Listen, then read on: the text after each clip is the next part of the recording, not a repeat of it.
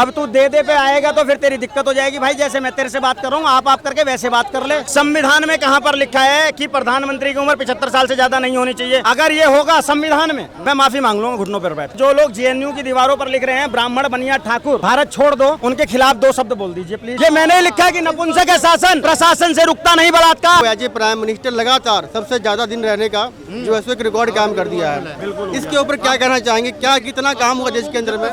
तो अब तो 75 साल के होके वैसे रिटायर होने वाले हैं। अब नेक्स्ट क्या होगा वो देखना बाकी है ना। अब रिटायर तो वो देखेंगे ना होने वाले हैं या नहीं। बोले 75 साल तक की उम्र होती है एक प्रधानमंत्री या किसी का भी देख सकता है। सक्षम है तो क्या दिक्कत? मनमोहन सिंह जब प्रधानमंत्री थे उनकी उम्र कितनी थी? 2014 में। 2004 में जब पहली बार प्रधानमंत्री बने थे उनकी उम्र कितनी थी? और 2009 में जब बने तब कितनी थी? आप बता दो आप मुझे बता दो। आप 75 साल वाला वो कर रहे हो ना। मनमोहन सिंह जी की एज बता दो। आप बता जितनी मेरी नॉलेज है कि 68 या 70 साल में तो पहली बार वो बने ही थे, और वो 75 साल से ज्यादा की उम्र में प्रधानमंत्री थे। ठीक है, उनकी मृत्यु भी मेरे ख्याल से तो ज्यादा कार्यकाल उनका रहा। ठीक है, तो ज्यादा कार्यकाल उनका रहा। ये देखो भाई, थोड़े तो पढ़े लिखे होंगे, पढ़े लिखे भाई, ऐसे थोड़े ज्यादा कार्यकाल होता है। कार्यकाल दिवस से होता है, कितने दिन हो गए। अच्छा। आज नरेंद्र मोदी को 12 साल कंप्लीट हो गए, इसलिए वो ज्यादा हैं। मनमोहन जी 10 ही साल थे। समझ गए? तो इस तर्क से ज्यादा और कम नहीं होते हैं। तर्क ये होता है कि कितने दिन रहे। वो लगातार की बात हो रही है। एक्चुअल में संविधान में जो लिखा हुआ है कि 75 साल तक ही रखना है, वो तो बात मानी जाएगी ना। कई लोग नीट पेपर के उसमें आ रहे थे। संविधान में कहाँ पर लिखा है कि प्रधानमंत्री की उम्र 75 साल से ज्यादा नहीं होनी चाहिए? अगर ये होगा संविधान में, भारतीय संविधान में, मैं माफी मांग लूंगा घुटनों पर बैठ के। ठीक है, सर्च कर लो। बताइए, सर्च कर लो। आप बता दीजिए सर। मैंने वीडियो दिखाई ना सर्च करके, अब आप ये दिखा दीजिए सर्च करके। मेरा भाई अब आप ये दिखा दीजिए सर्च करके। मैं अपना मोबाइल देता हूँ, आप इसमें सर्च कर लो। प्रधानमंत्री के लिए कहाँ पर दिया गया है ये लिमिट? आप कर लो ना सर। मुझे तो पता है ना कि प्रधानमंत्री की एज के लिए कोई लिमिट नहीं है। अच्छा। ये भाजपा का अपना इंटरनल वो था, एक अमेंडमेंट किया गया था कि 75 साल के बाद में आप संवैधानिक पद पर नहीं रहेंगे। और वो अगर पार्टी का है तो पार्टी अपनी कन्वीनियंस के हिसाब से जब चाहे जब बदल सकती है।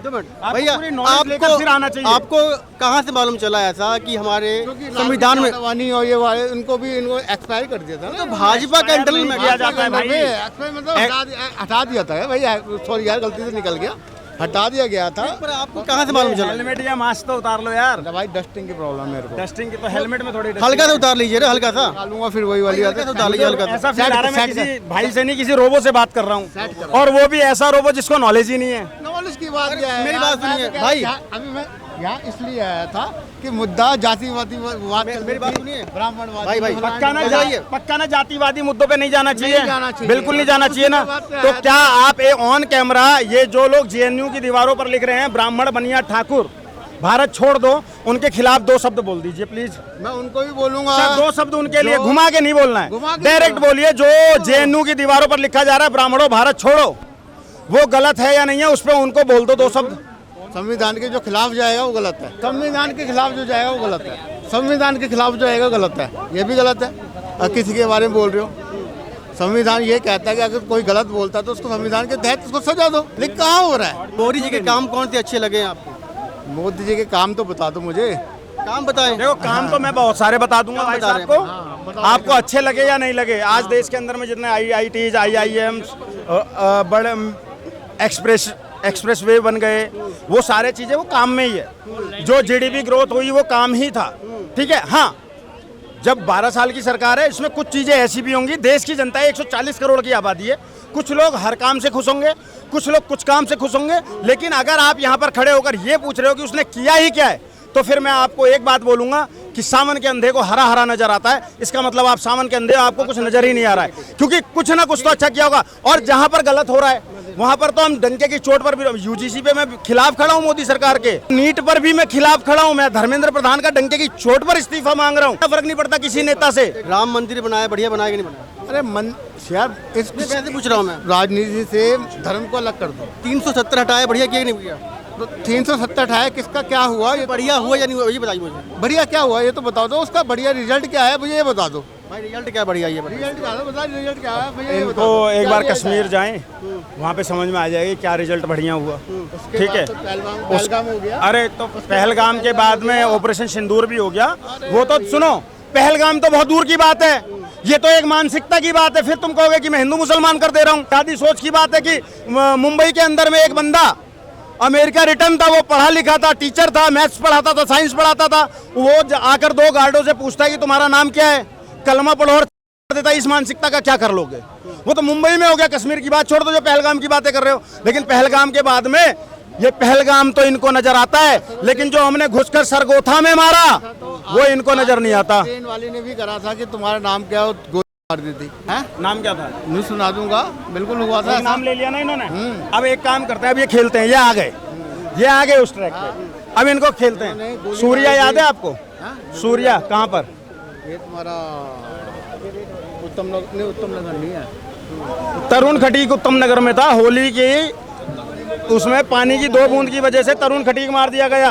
सुनो, सूर्या अभी असद ने मारा। अरे तुम ही तो लाए मित्र। अभी तो मैंने तो पहलगाम की बात कर, तुमने पहलगाम किया तब मैंने उस बंदे का बताया। अब तुम नाम पे आ रहे हो तो मैं नाम बताता हूँ ना, लाइन से। मैं लाइन से नाम बताता हूँ। आप बताओ क्या हुआ?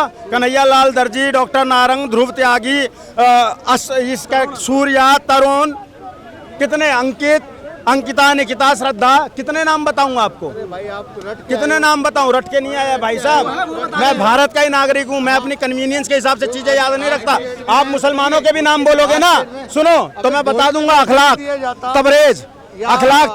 तबरेज गलत हुआ, मैं बोल दूंगा। लेकिन आप बोलो ना, आप एक पक्ष का बोल रहे हो। मैं इंसानियत की बातें करने वाला आदमी हूँ। आपको एक के खिलाफ जो होता है, आपने वो क्या हो रहा है दलित के खिलाफ? जो अभी दी गई थी कहाँ पे? पूनम विद्यार्थी थी, रात कहाँ में पे? पेट्रोल छिड़क के चला के गाड़ी। पूनम विद्यार्थी नाम की तो कोई लड़की ही नहीं गई। अरे कहाँ की भाई, कहाँ की भाई, कहाँ की? हाथरस हत्याकांड, हाथरस में जिसका बलात्कार हुआ, रात में ही गई थी पुलिस वालों के द्वारा। तब ये कहाँ थे? कहाँ रहते हो मित्र? अभी रुको, अब वो बताऊंगा। कहाँ रहते हो? दिल्ली में रहता हूँ। दिल्ली में कहाँ? मैं भी दिल्ली में रहता हूँ, करोल बाग। ठीक है, करोल बाग से ज्योति नगर की दूरी 18-19 किलोमीटर होगी। नेहा के साथ क्या हुआ तो आपको पता है? उस लड़की का मैं बताऊंगा, मनीषा के साथ वाले का। सुन लेना, मैं जवाब दूंगा। अच्छा। मनीषा के साथ वाले का। अभी मैं आपसे पूछ रहा हूँ, नेहा के साथ जो हुआ ज्योति नगर में, आपको पता है या नहीं?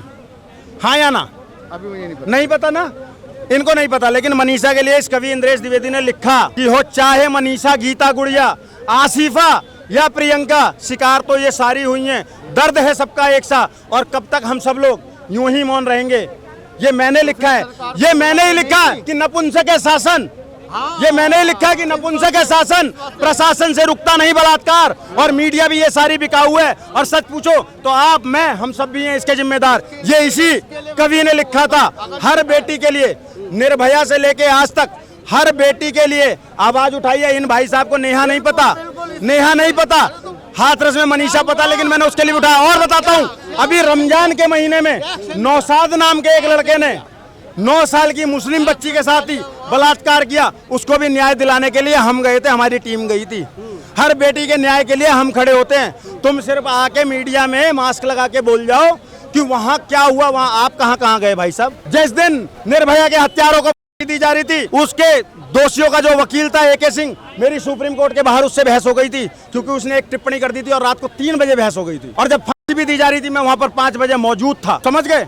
ये होती है जिम्मेदारी। और जब बेटियों की बात आती है तो जाति धर्म कुछ नहीं देखा जाता है। नौशाद ने मुस्लिम बच्ची के साथ ही गलत किया था, और उस मुस्लिम बच्ची को भी न्याय दिलाने के लिए हम लोग खड़े हुए थे, क्योंकि बेटियां जात धर्म में नहीं बांट सकते हम। बेटी बेटी होती है, बहन बहन होती है। आप सेलेक्टिव एक जगह पे आसिफा को पकड़ लेते हैं ये लोग, कठुआ, और हाथरस में मनीषा। देश में सिर्फ कठुआ के अंदर आसिफा और मनीषा के साथ ही नहीं हुआ है। ये जो जघन्य चीज हुई है ना, वो पश्चिम बंगाल में मौमिता के साथ भी हुई है। ये जो जघन्य चीज हुई है ना, ये श्रद्धा के साथ भी हुई है, साक्षी के साथ भी हुई है, नेहा के साथ भी हुई है, तमाम बहन बेटियों के साथ हुई है। समझ गए? अब तू दे पे आएगा तो फिर तेरी दिक्कत हो जाएगी भाई। जैसे मैं तेरे से बात कर रहा हूँ, आप करके वैसे बात कर ले। चाचा, तेरा चाचा क्यों? फिर पापा ही कह ले मुझे, बाप बना ले यार। मुझे क्या दिक्कत है? अगर तू लैंग्वेज बिगाड़ेगा, मैं तेरे से इतनी देर से आप करके बात कर रहा हूँ, तू चाचा और तू पे आ गया तो मैं ये बोलूंगा कि फिर चाचा नहीं बाप बना ले। मुझे शौक भी है बाप बनने का। अजीब बात है, इनके पास तर्क नहीं होते, बदतमीजी पे आ जाते हैं। एक्शन इनके क्या लिया पास सरकार ने? पैसे सरकार ने आते हैं, एक्शन क्या लिया? मैं कह रहा हूँ आप एक्शन क्या लिया? एक्शन देखा ना, इनके साथ यही प्रॉब्लम है, कहीं की ईंट कहीं का रोड़ा, भानुमति ने कुंडवा जोड़ा। एक मुद्दे पे जवाब देंगे, दूसरे मुद्दे पे तुरंत आ जाएंगे, फिर एक मुद्दे पे जवाब देंगे, फिर दूसरा मुद्दा ले आएंगे। अबे भाई एक मुद्दे पे बात कर लो। सरकार जहाँ गलत है, मैं तो कह रहा हूँ सरकार का विरोध होना चाहिए जहाँ जहाँ सरकार गलत है, और जहाँ जेन्युइन गलत है वहाँ हर जगह विरोध नजर आएगा। किया है मैंने विरोध और करता रहूंगा। मैं किसी सरकार का गुलाम नहीं हूं या किसी पार्टी का गुलाम नहीं हूं। अगर बीजेपी गलत करेगी बीजेपी को बोलूंगा, कांग्रेस गलत करेगी कांग्रेस को बोलूंगा, और आंख में आंख डालकर बोलूंगा। इसीलिए हमारे नाम, मेरे नाम के आगे पता क्या लगता है? कवि। और अगर हमारी कलम बिक गई ना साहब तो कुछ बचेगा ही नहीं, समझ गए? एक छोटी सी कहानी बता देता हूँ नेहरू जी की और रामधारी सिंह दिनकर जी की। एक बार नेहरू जी हल्का सा लड़खड़ा गए थे ना, तो उन्होंने संभाल लिया रामधारी सिंह दिनकर ने, तो उन्होंने धन्यवाद बोला। तो पता है रामधारी सिंह दिनकर जी ने क्या बोला था कि चिंता ना करो नेहरू जी, जब जब ऐसे राजनीति डगमगाएगी ना तो हम कभी संभाल लेंगे। समझ गए? हमारे ऊपर नैतिक जिम्मेदारी है, शिक्षक की, कवि की, राइटरों की, कलाकारों की, इनकी सबकी नैतिक जिम्मेदारी है कि देश के हित में बोलें और अनहित का विरोध करें। जो भी देश के खिलाफ चीजें हैं उसका विरोध करें, पार्टी वार्टी सबसे ऊपर उठ के। ये एक कलाकार का, एक कवि का, एक शिक्षक का, एक डॉक्टर का, एक वकील का, एक पुलिस का, एक जज का और एक नागरिक का ये कर्तव्य है। उस कर्तव्य से मत चूक जाना। और फिर से बता देता हूँ, जहाँ ना पहुँचे रवि वहाँ पहुँचे कवि। तो अगली बार तू तड़ाक से बात मत करना मित्र।